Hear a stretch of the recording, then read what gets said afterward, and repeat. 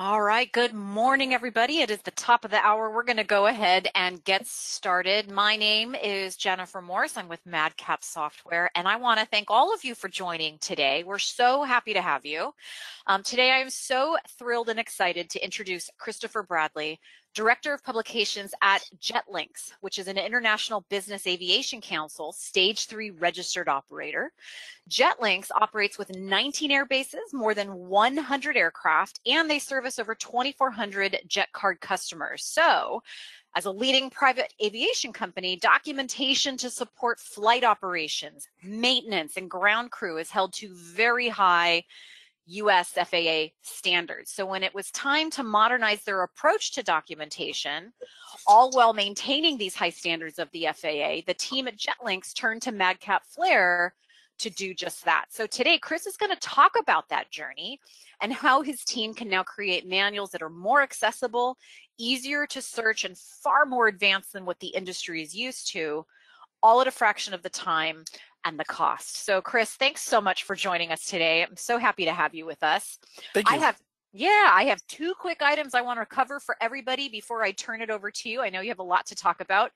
Reminder to everyone, we will be recording this, so we will send a link to the recording as soon as it's done. I want to also remind everybody, in the go-to console panel there's a little question area. We would encourage you to type in any questions you have throughout the presentation today. We're going to do our best to get to what we can at the end. If we might not be able to get to everything live, but not to worry. Keep the questions coming. We'll follow up with question and answers afterward to everybody who posted them. So keep them coming as they come up. So with that, Chris, as I mentioned, thank you so much for joining. I know you have a lot to cover today, so I'm going to go ahead and turn it over to you. All right, thank you. So like Jennifer said, Jetlinks Operations, we are a Part 135 charter air carrier. We have now our National Operations Center is in Omaha, Nebraska. Along with our 19 base locations, we do have international flight operations, so we will fly our customers all over the world. We do have over 100 aircraft under management, and that includes over 30 different aircraft types. More than 500 employees all over the United States, 2,400 customers, and we are the only private aviation company that is the official Forbes Travel Guide endorsed. So Forbes Travel provides training to all of our flight concierge and customer service representatives. And like Jennifer said, we practice the top safety practices in the industry. We are Argus Platinum certified, we're ISBO certified, and less than 1% of all aircraft operators in the whole world meet these standards. So safety and customer service are at the top of all of our operations. Just a little bit about me. I started in documentation in 2001 as a junior technical writer for a telecommunications software development company. It's fun fact, it's 2021, so this is the same, 2001 was the same year I got married. So my career and my marriage are both celebrating their 20-year anniversary this summer in about 2 weeks. So it's been kind of a fun ride. But back in that company, I was predominantly a Microsoft Word and Adobe FrameMaker writer for PDF deliverables. In about 2007, our company moved to this brand new .NET, which transitioned all of our desktop applications over to web-based applications. And creating PDF files for web-based applications was very cumbersome, and our users wanted to be able to just go online and get the help that they needed. So we needed an online help tool, and I researched and discovered Madcap Flare. It was about version 3.0 at the time, and it was a single source content authoring tool that allowed us to create PDF and HTML help for online. And I've been using Madcap Flare ever since. So I'm also a certified Madcap advanced developer. And what I love to do is help companies modernize and streamline their technical documentation processes with Madcap Flare. I also have a habit of starting to talk really fast, so hopefully I'll fix my cadence and my delivery will improve over time, I promise. So in about 2019, I came on to Jetlinks Aviation as the Director of Publications, and the content authoring environment is what I've seen at a lot of different companies. Microsoft Word manuals were loosely based on a template. Anybody who's worked worked with Microsoft Word knows that drift in standards is one of the big problems. And here at Jetlinks, they had a standard template, but after 10 years and multiple people using it and sharing it and handing it off, that it didn't even seem like a template anymore because of all the differences from one manual to another. Because things were written in Microsoft Word, there wasn't a lot of content sharing or reuse, and where that was happened, it was just copied and pasted out of one Microsoft Word manual and put into another Word document. And then all of the source files, all those Word files that they were using to create content were completely uncontrolled. They were out on network drives and network shares and could be accessed by anybody, and they handled version control by just copy, paste, and then give it a new version number and then use the latest file. There was no single source of truth. So all of the Word content and things that they were creating was getting published in different silos. So some people had the official FAA signed manual out on a network share, and then somebody else had theirs out on SharePoint, and somebody might have published theirs to Teams. So if you wanted to get a collection of all of the content that was being used in the operations, you had to go all over the place. So they really needed a single source of truth. And at one point before I was brought on, they attempted to modernize with an XML and data-based authoring tool that's used elsewhere in the aviation industry. And it was very expensive, it was very slow, and they got unsatisfactory results. And after the time they put into it and they were able to publish a manual, it just wasn't something that was going to be able to keep up with the pace of our business and our growth and the things that we wanted to do with publication. So what does it mean to modernize documentation? So these are the things that they had asked me to do when they brought me on. Well, first is standards. They wanted a consistent look and feel. The content has to appear authoritative and let users be confident that they have reliable information. Second requirement is we need to convert content quickly. So they just came off of this disaster of a project where they were trying to implement the data and the XML specification and using that other XML tool. They wanted to see what could be done to get all of their content in their library moved over to a new modern tool. Also wanted to have a source control tool. So rather than using network shares with Word files, they wanted something that was going to be modern to protect the data and prohibit people from going in and making changes without making other people aware. Because this is such a collaborative environment, they needed to improve their change management and change controls. So as there were things happening in the FAA environment and documentation would need to be updated, and it had relationships to other documentation that were owned by other people. They needed to get that in order so they could rapidly develop content and make sure all of the other relationship content got updates as well, which was a big part of sharing and reusing content between manuals. So if a general operations manual had source information that needed to be pulled into, say, a pilot guide, they didn't have to copy paste and then break the connection between. They wanted to reuse that. Also wanted a single online library or content management system. They wanted a pane of glass, a single source of truth where they could go to a library and they can find all of the content that's accepted by the FAA all in one place and was easily accessible by everybody in the organization. Next, they wanted a way to measure content consumption. So as part of FAA requirements, pilots and MX maintenance crews must sign and acknowledge they have received, read, and understand the manuals and policies. And they do that here. But what we can't track is what happens after the content has been signed. What are people doing with it? How often are they reviewing it? When they open up a PDF, what are they looking at and what are they reviewing? Because one aspect of managing safety to such a high level is the ability to collect data and be proactive about trends. And they wanted to do the same thing. What is the trends and what are the issues that pilots and maintenance crews are seeing, and going to content and constantly reviewing content to make sure they have procedures, and how can we make that better for them?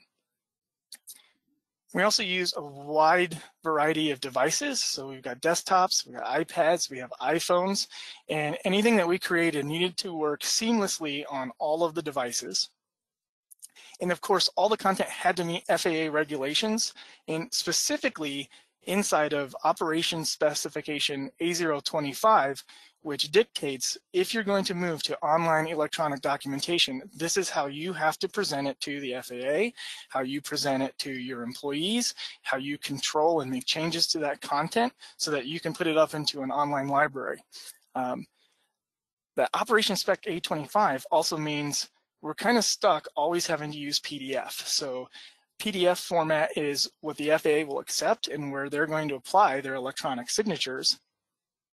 So whatever we created, we would always have to have a fallback to a PDF. The content had to have a list of effective pages, it had to have change bars, we had to have revision history, and it had to be available offline on electronic flight bags or on iPads. And so in a situation where, yes, we want to put this content out there and have it be consumed in HTML format, but if a pilot is offline and can't access the library, he has to have, or he or she has to have something in their hands to show what the manual is. And so right now we're using PDF as our offline backup for the iPads. And then all of these requirements need to be collaborative because this content isn't just going to be created by a technical writer, it's going to be created by several subject matter experts. So if we look at what drives aviation content, there's some key external factors. Well, the first is the Code of Federal Regulations, or 14 CFR, for aviation and aerospace. And these are all of the rules, laws, and regulations that affect our business, and they can change and do change all the time. We also have aircraft manufacturers. Like I said, we have 30 different aircraft types, with I think maybe 5 or 6 different aircraft manufacturers, and they don't just produce an aircraft or a jet and then just let it sit. They're constantly making changes to their fleets. They're improving avionics. They're getting airworthiness directives from the FAA that affect safety, and so they're constantly making updates and delivering content to us that we have to make sure our manuals are updated with as well. Then we also have human factors, aeronautical decision-making and safety. So these are things like, how do the effects of fatigue impact pilots and maintenance, and how do our procedures and our manuals reflect those kind of changes? What happens when there's changes to airport configurations, changes in weather, or lots of organizations that work together to make these content changes in human factors, and these all need to be reflected in our manuals. We also work with a lot of software vendors for our iPads, our maintenance, our vendor tools. So when they're making changes to their applications, we need to quickly be able to update our documentation and reflect those changes as well. Since we're customer service centric, we're always listening to our customers and their feedback, and we're always doing yearly updating training on customer service. So we're looking to see how can we improve our processes and get that into the content and out to the pilots and the maintenance and the ground crew for customer service. And then there's just industry innovation. So the FAA and aviation is evolving all the time. They're putting machine learning into flight and ground automation. They're spinning up some electric-powered airplanes. There's new fuels and engines that reduce carbon emissions, and they're developing better APIs for faster information sharing between content. And we need to be able to keep up with the pace of innovation. And the team that keeps up with the innovation is our subject matter experts, or our people who have operational control designated by the FAA. So that's our Director of Operations, Safety, Maintenance, Quality, Flight Control, our Director of Publications, that's me, and our Vice President of Client Experience. All of us have to collaborate when any of these changes, when there's a change to an external factor, it's never going to affect one manual or develop content together. So what's the scope of the Jetlinks library look like for a Part 135 flyer? So we have bulletins, general operations manuals, maintenance manuals, something called a minimum equipment list, which is a requirement that we have per aircraft type. And tied into that is also a non-essential furnishings list. It's another manual. And then several different types of maintenance manuals that just work on the continuous airworthiness and inspection of all of our aircraft to make sure that everything is up to date and meets all of the FAA requirements for inspections and airworthiness. And of course, there's all sorts of other back office process and procedure manuals, some that were written and some that still need to be written today. So that was basically the problem that I was hired to solve. But by the way, on the second day, we got into one of those external factors. The FAA mandated that we needed to remove prohibited language from minimum equipment lists. So this type of manual has existed in the FAA for 30, maybe even 40 years. And they made an update to a procedure to say, hey, we've been finding certain language in these minimum equipment lists. We want you to change them and we want you to be more detailed about them. And so you need to update all of your manuals to this new requirement. Well, since we have 30 different aircraft, this represents about 60 different manuals. And so each manual needs to be quickly converted to the new tool, which will be Madcap Flare. It has to be updated with this language and submitted to the FAA for acceptance. I did a quick look at these manuals, and there's about 5,000 pages of them, and it represented thousands of aircraft parts that needed to be reviewed and update, and I needed to do it in 90 days. So needless to say, I had to hit the ground just running really fast to spin up this new environment where we're going to modernize and get some content out to the FAA so that we can keep flying our fleet. So we chose Madcap Flare as a content authoring tool, of course, and the first thing I did was work on the backbone of my entire new documentation organization. So I implemented GitHub, which is a source code management tool. It's used industry-wide in software development. It stores all of my source files out on the cloud, and then I can sync projects locally where Flare is installed and do all of my updates. And when I'm done with my updates, I check them back into source control, where they are secured, and they are secured through my username and password, and they're secured by a certificate on my desktop. So I meet that FAA required non-repudiation standard for the OpSpec 25. So I know all of my content. Nobody can get into the content but me. It's also secured by single sign-on. So it's integrated into our Active Directory. So I don't really even have to sign on to it anymore because I know that my certificates and everything are up to date. And so it just allows me to work. It's also scalable, so I can grow my content as big as I want, and I never have to worry about file size issues. It's very low cost, and it even has a free tier. So if you're looking at implementing some back-end source control, definitely look at GitHub. And another piece of it is when you're working with Madcap Flare, they develop tools that let you integrate with your cloud source control tool right from the application. So Madcap's aware of how important these tools are, and they build out the tools to support multiple types of source control. So just really quick, the SCMs that are supported by Madcap: Git, Perforce, Subversion, Team Foundation Server. In my career, I've used Git and Subversion, don't know much about the other.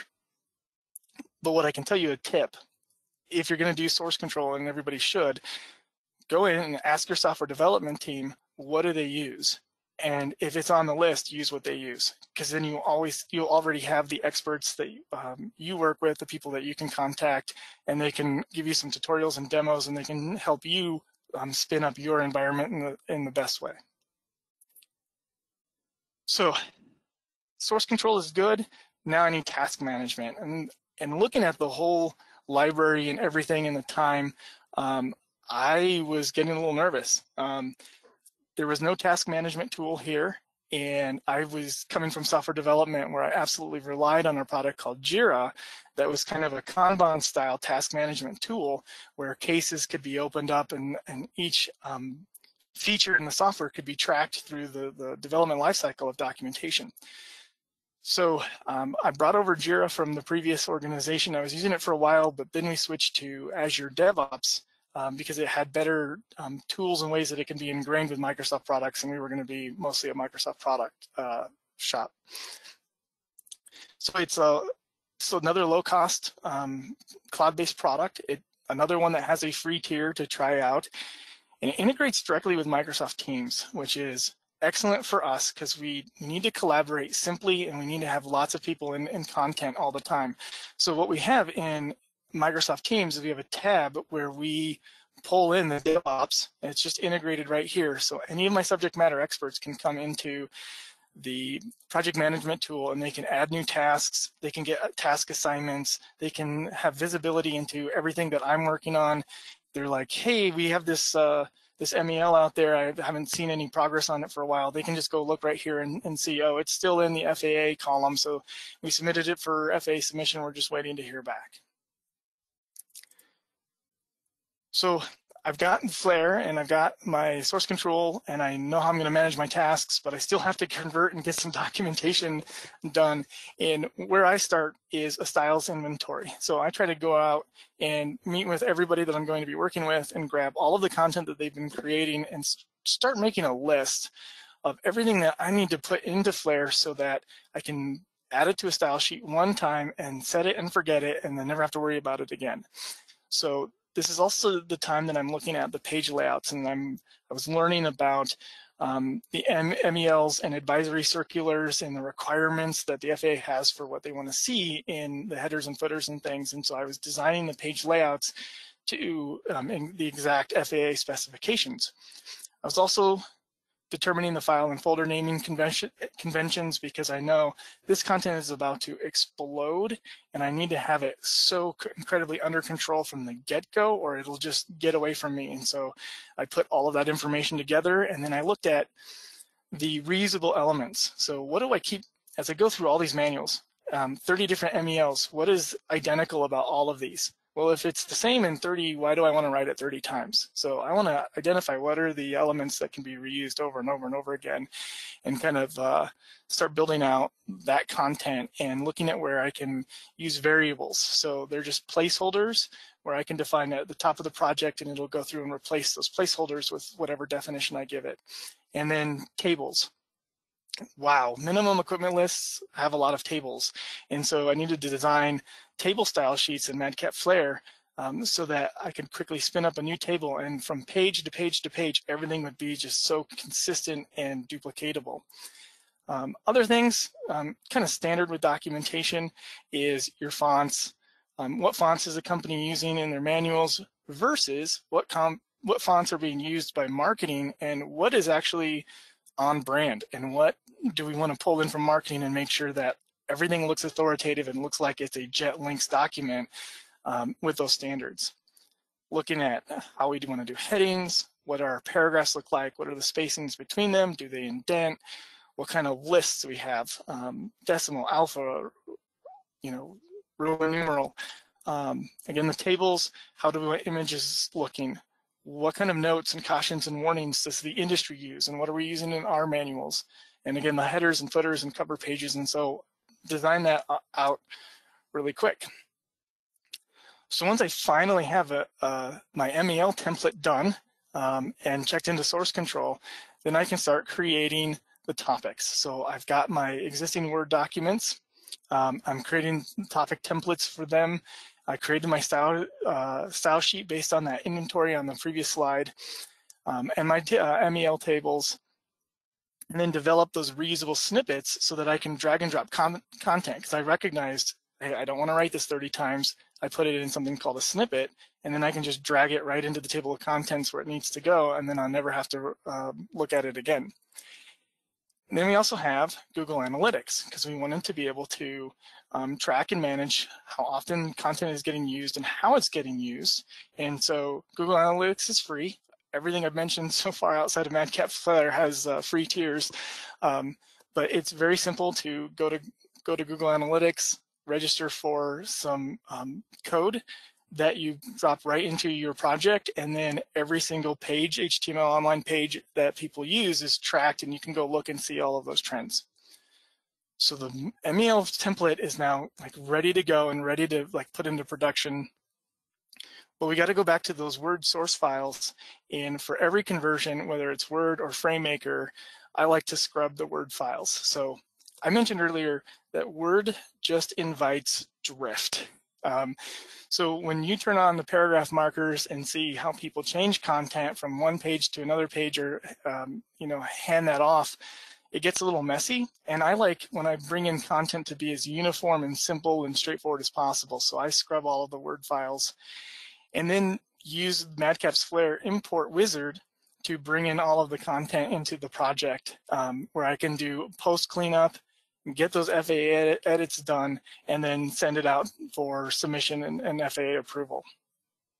I want to mention real quick, Flare can import many different file types, and I mostly work with Word and FrameMaker. They also support Excel and RoboHelp, Confluence, Data, AuthorIt, Markdown. Lots of different ways to get that content into Madcap Flare. There's other recorded webinars demonstrating those imports, so I'm not going to touch on that here, but if you've got a certain content type, definitely get a trial of Flare and try to import it and see what you get. So now that I had the content into the manuals, I needed to develop my outputs, also known in Flare as targets. Of course, I needed my PDF target for my FAA and the OpSpecs acceptance. I wanted the HTML target, which is what this is right here, for my new online library. And for this, I always start with out-of-the-box templates from Flare. So they, when you spin up a new project, you can choose a project type and use their templates. I always do. So out-of-the-box template, and then I can go into the target, and then I just configure it, and I add our logo and our colors, and then I change our fonts, and through the user interface, just change and make updates so it looks like it's on Jetlinks brand. Also, with the out-of-the-box templates, it's responsive output for mobile by default. So I've got this thing ready to go for iPads and iPhones and desktop computers, and I haven't touched code, and I don't need to touch code. It's done for me. And then I created my last target is a Microsoft Word target that's going to be used for collaboration amongst that large group of people who need to share and update content together. Oh, but I wasn't done. So I was getting my content converted, getting those minimum equipment lists done, but they had to live somewhere. And because of the time crunch, I didn't go out and figure out which content management system I want to bring in here. And I've actually done this in the past where I used Flare to develop a Flare project and make that my content management system. And this is really just a Flare project with hyperlinks to other Flare projects. I used another out-of-the-box target with a brand new project, and I just added our images to it, and I just made our logos and started developing content for the library. And this is going to be that single pane of glass that everybody in the company comes to when they need to find documentation. I was also asked to create a company glossary, which is really easy to do in Flare, and apply that company glossary to every single project. So aviation, I'm going to go toe-to-toe with anybody. We have more acronyms than anybody else, more than I've seen in software development or cybersecurity. We have a huge company glossary for aviation, and so when people are into content and they're not familiar with it, they've got that there, and they can find the terms and the definitions. I'm going to show you something cool about that in a minute. The other thing I define in my projects, so this Flare project lives out on our web server that IT set up for us, and they just designated this Flare project as the home page. What I do with the rest of my projects is I set up destinations that point to that web server, and when I build and publish my content, it just automatically knows, or I've specified which destination it needs to go to, so it'll send that content over to the web server so that when I'm in Flare, I don't have to drag and drop content around from one folder to another. I just build, review, and then publish. So did we do it? Yes, we did it. So the MEL project results, we did have 60 manuals when we were finished. It ended up being 5,113 pages, about 1,400 Flare topics, and that counted of 21,353 relief items, all inside of tables. And during that enhancement, we added over 7,000 hyperlinks between the relief items and the procedures to make it very easy for pilots and maintenance crews and dispatch to find the issue, find the release item, and then quickly jump right to where that procedure is for that relief item. We delivered the HTML outputs to the new library, and we got all the PDF to the pilot iPads, and we did it on time. But there was no time to rest because we had to do the rest of the library as well. which kind of comes into change management. So that was a rapid project. We had to spin up and get a lot of stuff done really quick, but we need to circle back and make sure that our change management process was going to be consistent and duplicatable and be able to be done over and over and over again. And so we've got 5 simple steps for change management. Those subject matter experts that I listed before, they will create doc tasks for me in Azure DevOps as they become aware of things that need to change in the industry. I will go to Flare and I will pull down the source content from the GitHub source control tool, and then I will use the Word project or Word target to create the Word files, and then I just drag them over to Teams for collaboration. The subject matter experts will use Teams, will use Word in Teams to make their changes and updates, and then I'll pull that back into Flare and I'll do all of the boring stuff to prepare it for submission and send it to the FAA. And when that comes back, content is published. And then we just repeat this cycle for all the different tasks and all the different manuals that we're working on. So really quick, just kind of go through that step really quick. We really like Teams. Everyone was using Teams already, and they were already familiar with Teams, so that seemed like the best place to collaborate. And I tried for the subject matter experts that they can do everything they needed all in one place. And so they'll start here and they'll create a case, or they'll look at the cases and we'll communicate through these cases. Once they tell me that there's content they want to make updates to or changes, I'll build out those Word targets with the latest and greatest information and put it out in Teams. So they come to Teams. One great thing about Flare is you have so many custom options for targets. And in this case, I made it so that when it builds that Word manual, it actually breaks it apart into each individual chapters or individual files. So someone can go right into the chapter and start editing the chapter. The other thing Flare does is it lets me enable track changes by default. So when you select a file inside of Teams, Teams will tell you track changes are enabled. Like everybody who's working on this, you're going to see all of their edits. So that group of 7 or more people could be into a document and all working on that document through Teams at the same time. When they get done, they will go back up here and assign the ticket to me and tell me they're ready to go.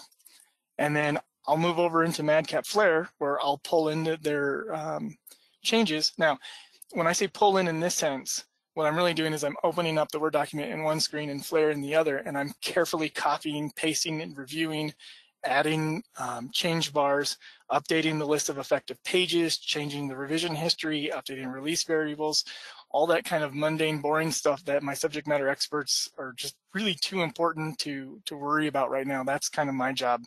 So I pull in all of those changes. I use my targets. I build my HTML target for the library, my PDF target for the FAA, and that's it. So that's kind of in a nutshell all of the process that we've got put together. So I have a demo. I'm going to bring in our library and I'm going to show off some stuff. Take a quick water break. Okay. So this is what our library looks like. On the main page, I've got a quick new to the library, watch the tutorial video. So all of our new employees, pilots, people that come in through InDoc will be able to watch a video and get familiar with where they can find content. I like to keep anything that's new, like maybe the last 10 or so documents at the root of the library here so people can jump into stuff and see stuff that's new. A small little frequently asked questions. So this has been great as people have been adopting the library and understanding how to learn. They can come here and they can see the questions I usually get and just expand on these. And again, this is out of the box template kind of stuff. I don't code any of this. It's just Flare lets me create it in the interface very easily. It's also responsive. So you notice when I made it a little smaller about iPad size, the side menu went away and it collapsed up here under this hamburger menu. And somebody on the iPad could tap this and it'll bring out the slide out menu so they can find content. And it's responsive, like as you resize it, it automatically updates. I did nothing for this. It was all Madcap Flare out of the box. I just changed some images around and selected the colors that I wanted things to be to represent our brand. Unless my boss is listening, then I spend a lot of time on this. one thing that people wanted was that single pane of glass. So the first option is the Jetlinks library, and this is where you can find all of the content across our organization all in one place.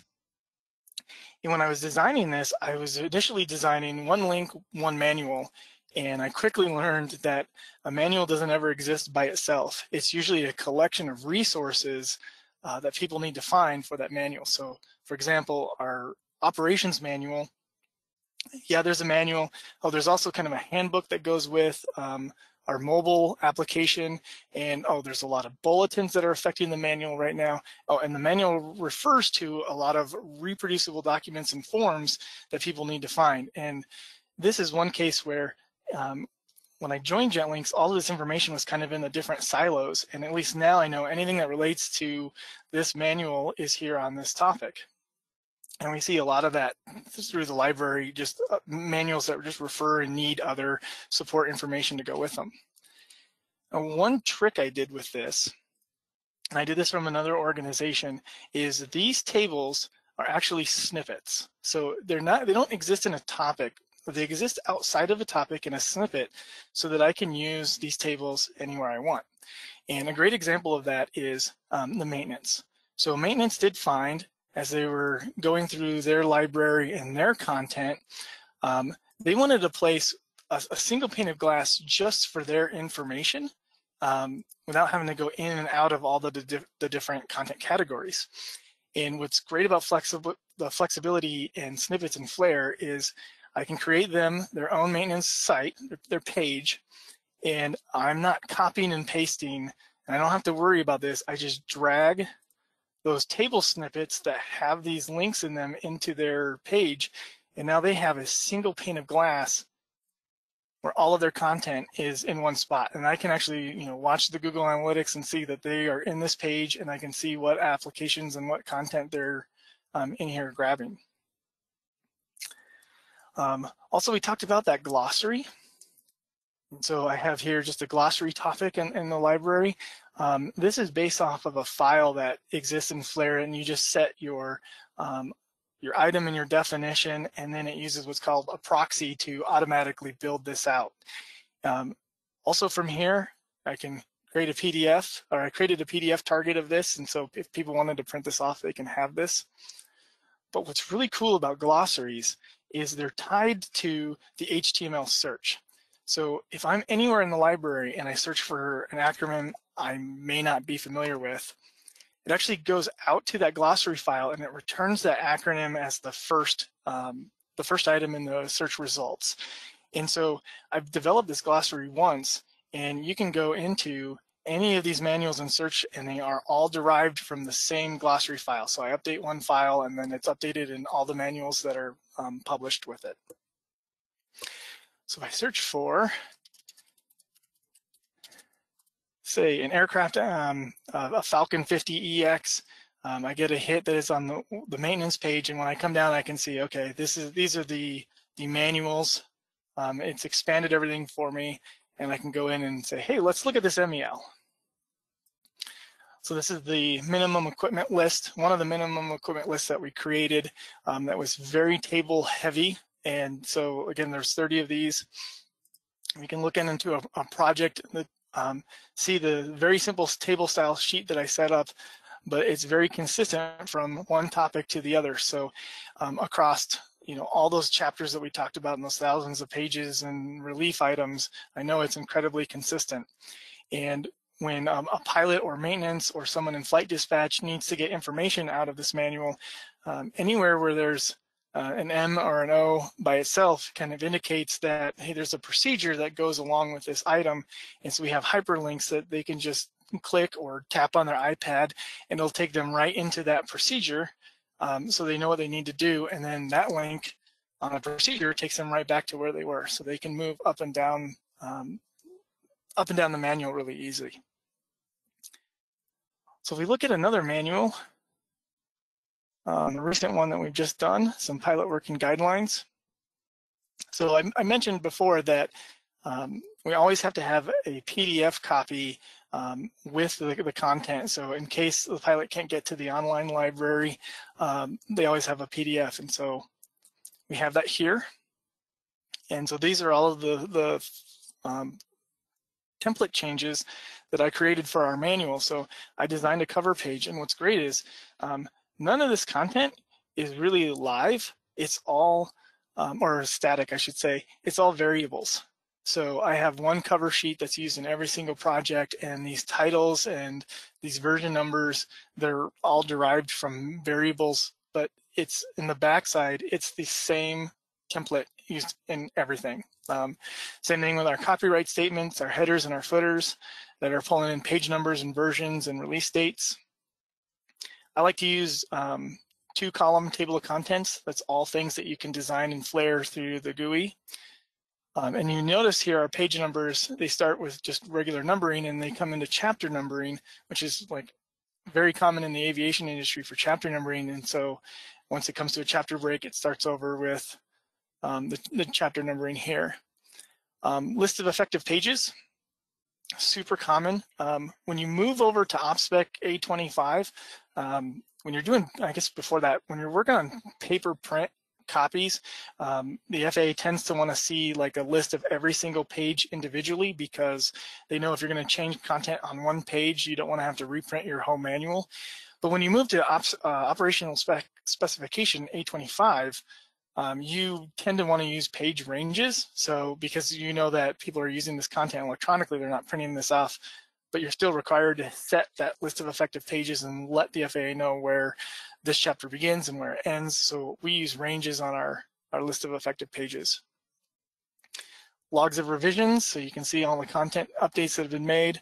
Revision highlights, where when we talk about changes in these chapters, these are hyperlinks that'll take the user right to those changes. And then one thing, one of the requirements was to share content between all the different manuals. I'm going to stop here for just a minute because it's one thing that during the conversion process, I decided that that needed to be like benched for now. Aviation didn't stop for us while we were converting all of our content and getting to all of our operation manuals. So while I have some content in source control in Flare, those subject matter experts are still using those Word documents that haven't been converted yet and are still updating them. And it was way too cumbersome to try to share content when one was in one format, the other was in the other format, and they were both in different generations of when they were going to be updated. So in lieu of that, as I went through and converted content, I would tag the content or the references to other manuals, and I created a little reference table, and Flare automatically pulls in these tags right up into this table. So when I'm ready, and I'm actually ready like right now, we're at a point now it's time to start improving the single source and the sharing of that content. I can look in my manuals and I can see all the tables of all of the information. So I see all of this GOM1 information. I know exactly where this is tagged in this manual, and I know exactly where I can pull it down and start sharing the content. So if I updated it in GOM01, I know it's going to be in this manual. And of course, we have change bars on all of the updates. Okay, I'm doing good on time because I'm just flying through this. So I'm going to shift gears and let's open up Flare. So I have a Flare project. I'm going to kind of demonstrate this minimum equipment list template. So I made a copy of this off of source control this morning. This template has basically all of the pieces that I've created and needed to single source and chain or reuse content, and it's ready to go. And so by default, this is what Flare looks like when you open up. I'm going to jump into the project organizer and look at the table of contents, my master table of contents, and you can see it's going to be populated from my template. So I have already my cover pages and information, my table of contents, my control pages, or the list of effective pages. These topics are already built and ready to go. So they just need to be populated with the content for those items. If I jump over to the Content Explorer, I'm going to create a quick topic. This is what I would normally do if I've got a brand new aircraft that is coming through conformity. We're going to add this aircraft to certificate, and we need a minimum equipment list for it. So I create a topic. I'll name this ATA 21.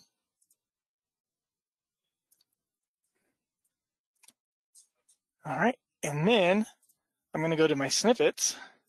I've already created some snippets, so I can just drag a snippet over here, and I'm going to convert that to text. So my table style is done, my headings are set up, the columns rows are already specified to the same widths that I need. I can start getting that word content and just plugging it right into this topic. I also have, because trying to commit to that operational specification 25, there's a first page topic, and then I have a second page topic, or second and subsequent pages. And as you see, when I pull that over, in this snippet, I already defined there needs to be a page break between this topic and this topic, or this table and this table. And then it's going to use variables to auto-populate all of this information.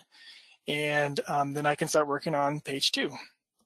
And then when I'm ready for page 3, I just drag this over and start working on page 3. Then at the very end of this information, I like to just add a little row at the bottom, and then I'm going to insert a bookmark. And I like to call this the last page bookmark of ATA 21. And this is going to be very useful for my pagination and my list of effective pages later. So I can save this topic. So the topic's there, it's in the Content Explorer, but I need to add it to the table of contents. So I can just drag it where I know it needs to go. They go right below this topic here. And then I need to set some pagination up for it. This is going to be a new chapter, chapter ATA 21. So I'm going to run through the chapter properties. And so these are all these decisions I'm making are based off of the templates that I created when I started this project. So I'm going to give it a chapter break, and I'm going to tell it use the MEL ATA because it's an ATA chapter. This is kind of unique. So page numbering tends to inherit from the topics above, but in this case, I don't want the page number to inherit because this is a brand new chapter and I want to use that chapter numbering. Now, typically with Flare, you'll be able to specify a format if you want a decimal, Roman, uppercase Roman, or lowercase alpha or whatever. But because we're using chapter numbering, I'm going to add a variable called chapnum-n. Now that's all found in the documentation because the chapter numbering here is a little sophisticated. And honestly, this is going to be the toughest thing that I show you today, was remembering chapter num-n. When we go to auto numbers, I want to reset this chapter to chapter 21, and then I want to format that as text. Oh wait, I don't think I wanted to do that. I'm going to leave that decimal. Say okay. So I've already got my targets defined. So my HTML and my PDF target defined. So I can go to project and I can build my HTML. Oh, asking me to save my work. And I'm going to build my PDF target at the same time.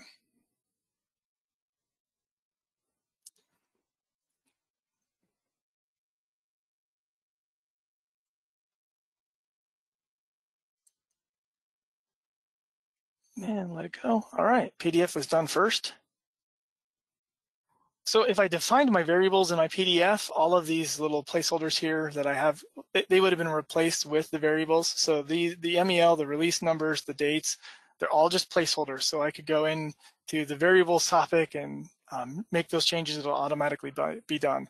It auto-generated the table of contents, the control pages. Oops, I forgot a step. I need to add the list of active pages on the control page.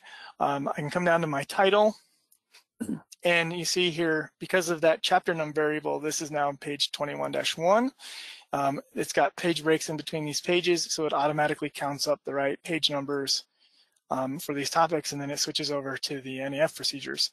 There's no page break there though, so it inherited the numbering before, but same principle where we would just right click on this topic and set the pagination up for that chapter. Look at our HTML output. Hey, we have HTML output using all the templates that we created. Again, these variables would be replaced if I was doing this in production. It's got the manual. Notice the page breaks are gone, and where there were page breaks, where that header duplicated, my template already knew through conditional text not to include those headers after the first one when you're looking on HTML. So it looks like it just automatically grabbed and condensed those 3 pages down to 1. But we had one more thing we needed to fix, and that was on our control pages, or our list of effective pages, we need the page range of where that chapter 21 starts and where it ends. And I do this with cross-references. And cross-references, they are like advanced hyperlinks. So they're ways that you can connect information and links from one topic to the other, and they're smart enough and they're context aware enough to know where the page numbers are and when those page numbers change and where the titles change. And it's one thing that if you're looking at Madcap Flare, you definitely want to review and understand how cross-references work. But what I want to have here is a link to the last page and only display that page number, because in my list of effective pages, I don't want to have to come back here. I want to set this one up and then never have to update the list of effective pages again. I want it all generated with variables and cross-references. So in here, I've got my cross-reference project open, or my cross-reference window open, so I can select the topic, and that's going to pull in the first header that it finds as paragraph text by default, but we're not going to use the default. And what I want to do is point this topic and this link to the last page. And remember, we created that bookmark, so I can select this bookmark button, and it'll show me like where all the headings are, and I can select the heading, but I put the bookmark at the very bottom of that page, and I called it last page ATA 21. So I want this reference to be to that bookmark, and then I've created a style just called page num only, and it just shows page 1. That's default. I say OK. And now the page range is going to be from the first page to 1, which is just a placeholder, because again, these cross-references are really smart. So let's go ahead and build that PDF again.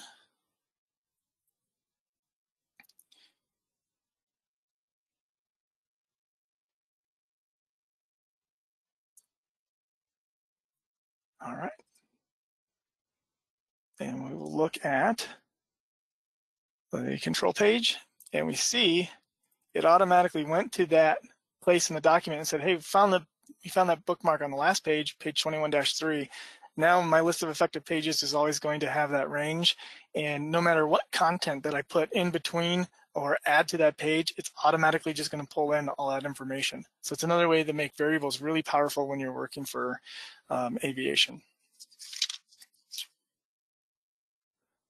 Okay, so that's kind of a little tour of like the process and the things that I've done and built out. I want to say we got about 8 minutes left. Let's jump back into, I think my PowerPoint is up here. I want to say, since we got 8 minutes, I want to show just 2 more things, or talk about a couple things, is what's next. So yes, all of our content is in the library, it's in Flare, it's in source control, it's all managed and tracked with Azure DevOps, but am I done? No. Now that I have that content all in Madcap Flare, I can start expanding on the content reuse. And I'm going to use a feature called external resources in Flare. And so it's a way that you can map content from one project to the other. And now that it's all in Flare, it's going to be very easy for me to go all the way back to the top of my library and start getting more content reuse. I'm also working with software vendors to get the HTML library stored offline on iPads. We're using a big name in the industry, and they're working on being able to sync the HTML library from Microsoft OneDrive. They can currently do it with Amazon S3 buckets, but what we want to have is the HTML library available for pilots offline as well. We also have our own internal updates and things that we're doing with our own internal applications. And so we want to be able to use Flare in our applications, and that's through a process called context-sensitive help. And we also use Zendesk for some of our customer service roles. And while I like the library and the single pane of glass, it'll be very easy for me to set up a target and publish content over to Zendesk, so our customer service agents have just are a little bit closer to their content when they need it. We're also going to be setting up something called micro content for emergency response procedures. So right now, we have 3 or 4 different manuals, company safety manuals, security manuals, or company SMS manuals. And if you need emergency procedures, you need to go into the manual, into the right manual and find emergency procedures. And I find that to be just too many steps when you're actually in an emergency. And so we're going to do something called micro content, and I'm going to show you an example here what that looks like really quick. So that just like our glossary, our emergency response procedures are built into the back end of every single manual. So it really makes documentation help be another cornerstone of safety. So wherever you're in the library, if you need help, you can type a keyword and you're going to get the instructions you need. Then we're also building out process and procedure manuals based on business process diagrams. We're in the middle of a lean program right now, and so process and procedures and diagrams are getting more and more popular into our manuals, and I've got a really cool way that we've tied those together. And then long-term, we operate in the United States, but we know that we have an eye on international operations. In the FAA, English has to be the standardized language across the world for FAA-approved manuals. But our customer service manuals and the people that we're going to begin to want to train all over the world are going to want to have our customer service manuals localized and translated in their language. And the great thing about Flare is they provide all of the tools for that in their lingo application. And I know that when it's time for us to start localizing our content, I already have the solution and it's already taken care of. But I do want to show that ERP project real quick, kind of show what that looks like. So I mentioned before, it works similar to the glossary. You know, if you type in a glossary term, you get a glossary response back. But what we're going to tie that to with some micro content is, let's say somebody needs CPR. Well, instead of just showing me a topic of where we talk about CPR, it actually pulls in that micro content, and right away that user will know this is what you need to do. Have someone call 911, have someone get an AED, and then if you're close to the victims, you know, read these procedures to people that can help. We can do this for things like active shooter. So there's an active shooter in the building, or any kind of emergency response that we need. We're going to build out all of these procedures in one place, and they're going to be used in every part of the library. So you can get to the help that you need. And lastly, the last project I want to show is just that business process management. And I have a cool win about this one. This is still a work in progress. And so in the way this manual works, again, we just start with our Flare template to spin up a new project. It's going to have all of our styles and everything that we need in it. This one works a little bit different because our business process manager has developed all of these Visio diagrams that she wants to use. And in these diagrams, each one of these tasks represents kind of an ISO 9000 task that needs to be built. And so what we've done is we've made an image map of these process maps. And so you can go into, you know, select any one of the tasks, and it will take you into the ISO 9000 format, where we're going to populate this with all of the procedures needed to execute that step. So you can follow through on all of our business processes and go right in here and find the information that you need. What's really cool about this, we started this project yesterday from scratch. We had our Flare template and we had our Visio diagrams, but we hadn't done anything with this project. And I actually handed this to our intern, who started with the company about 3 weeks ago. Doesn't have Madcap Flare experience. He's a student at University of Nebraska at Omaha in the aviation program. And he started this yesterday, and he built out everything you see here through the GUI with Flare. No programming experience, just this is where he's at with a day worth of work on this project. And so his next step is he's going to be working with the subject matter experts to go through all of these processes and flesh them out and populate the content for the procedures. And then it's going to go on the library, and then this will be used for everybody in the company. So wow, Chris, that's that was all great. I got. Thanks, that was amazing. I don't know about everybody. I was furiously taking notes. That was amazing. I'm so glad we recorded this because I'm going to go back and watch. I hope everybody will as well. I just want to, we do have just a couple questions that I want to get to. I don't know if we'll be able to get to them all, so not to worry in our last minute here, but I do want to remind everybody about our user conference coming up in October. 2 ways to attend. If you can come see us in person, gosh, we would love to see you there. It's going to be the 3rd through the 6th in Austin at the beautiful Fairmont Hotel. If you can't join us in person, we do have a virtual option as well. So if you'll get this slide deck, and so those will be clickable links, but you can also get this information on our website. So if you can attend in one of those ways, we would love to have you if you haven't already registered. So hope we can see you there. Yes, and so just a few questions that have come in. I'm looking at them to try to kill as many birds with one stone here. So just real quick in our last couple of minutes, a lot of folks I'm noticing are really loved sort of your look and feel that you had developed. And the question was around, does the FAA say, hey, you got to use this font, or are you able to choose your own font? And if you are, what did you use because it looks really good? So a couple questions around look and feel. How is that? I mean, we know Flare separates content from look and feel, but were you able to have some liberties with that, or does the FAA say, hey, you got to have this? So the FAA didn't really dictate anything to us.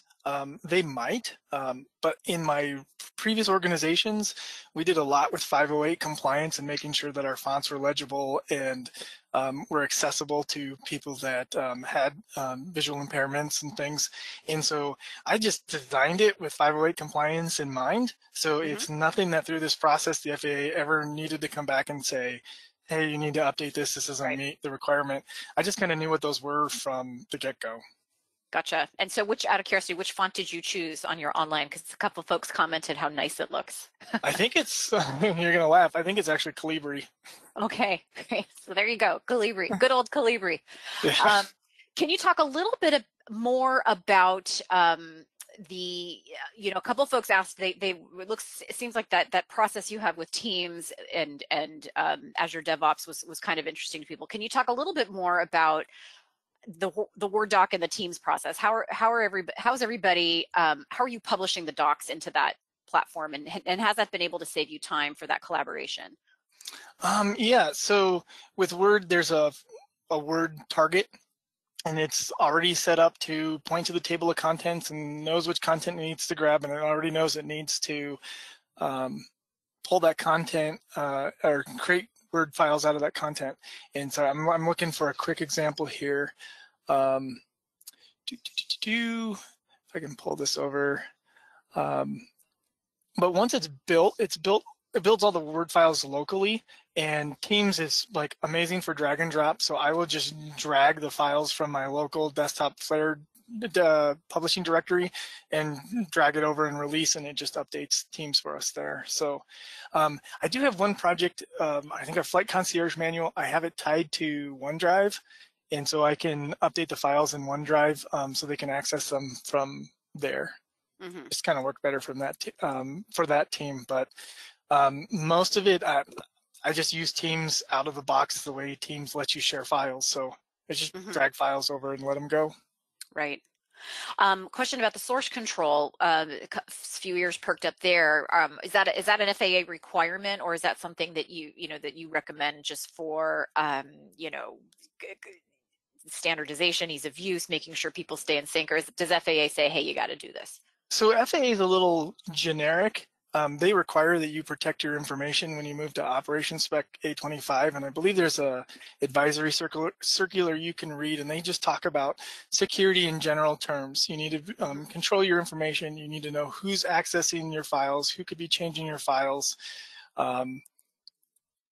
When you look at all of their requirements and you know that source control does that like natively out of the box, it just made sense. So they don't require source control, but if you're going to try to design something to their requirements, why waste your time when source control is already there?